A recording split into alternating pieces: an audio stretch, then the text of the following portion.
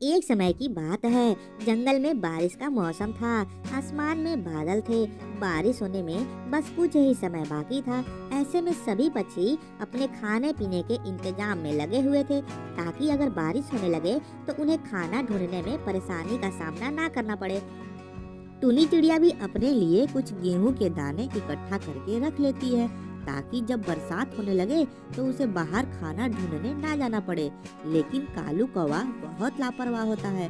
वह आलस के कारण खाना ढूंढने नहीं जाता।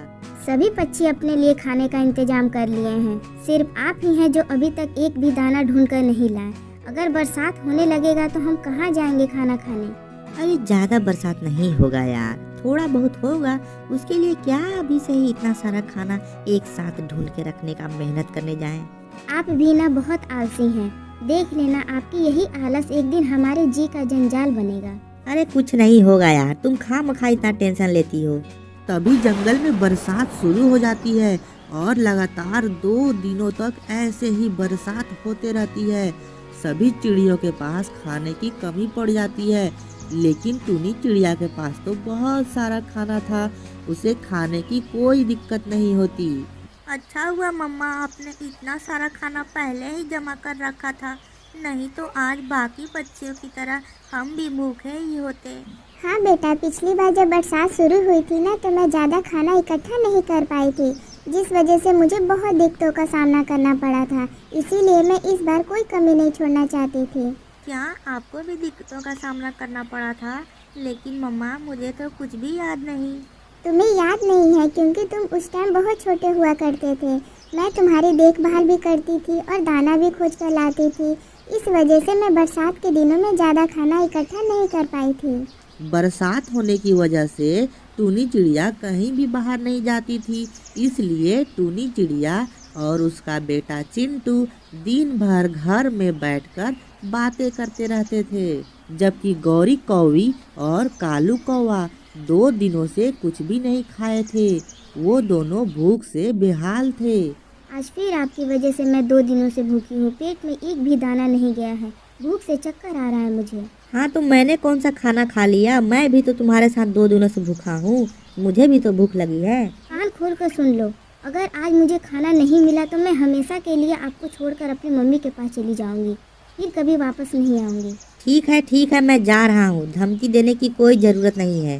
कौवा बरसात में ही खाना ढूंढने के लिए घर से बाहर निकल जाता है, लेकिन उसे कहीं भी खाना नहीं मिलता। तब वह टूनी के घर के पास जाता है और उससे कहता है, टूनी, तुम्हारे पास कुछ खाने के लिए दाने बचे हैं क्या? मैं और गौरी 2 दिनों से भूखे हैं। हाँ, कुछ दाने तो बचे हैं। ठीक है कौवा भैया, आप ले जाइए, मैं आपको देती हूँ। टूनी चिड़िया कालू कौवे को कुछ दाने दे देती है और कालू कौवा उन दानों को लेकर गौरी चिड़िया के पास वापस आ जाता है।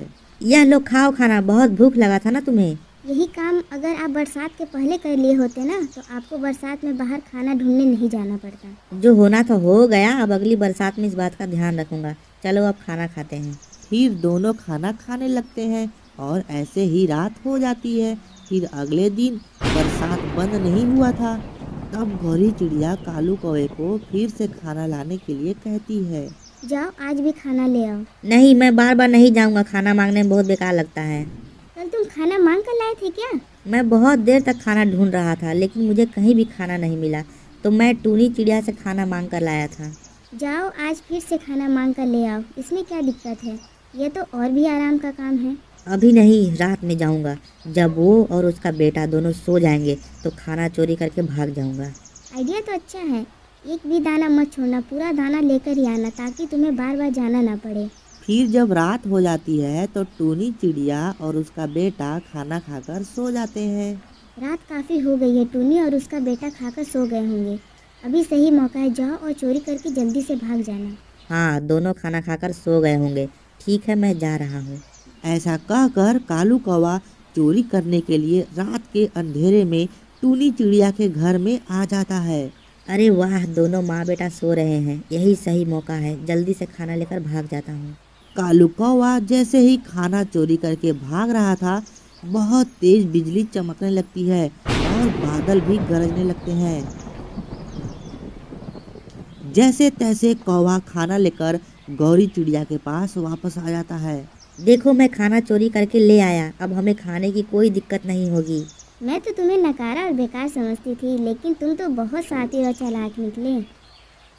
दिन जब टूनी चिड़िया सोकर उठती है तब उसका बेटा चिंटू उससे पूछता है, मम्मा हमारा खाना किधर गया? रात में तो यहीं पर रखा था ना आपने। पता नहीं बेटा, शायद किसी को भूख लगी होगी तो वो ले गया होगा। लेकिन ऐसे कैसे कोई हमारा खाना ले सकता है हमसे बिना पूछे? अब हम क्या खाएंगे? शायद हमारी किस्मत में यही लिखा था। तुम चिंता मत करो, मैं फिर से मेहनत करके खाना ढूंढ लूंगी। दोस्तों इस कहानी से हमें शिक्षा मिलती है कि हमें चोरी नहीं करना चाहिए और किसी के मेहनत को ऐसे बर्बाद नहीं करना चाहिए, क्योंकि दूसरों का घर खाली करके अपना घर भरने वाला इंसान कभी सुखी नहीं रह सकता।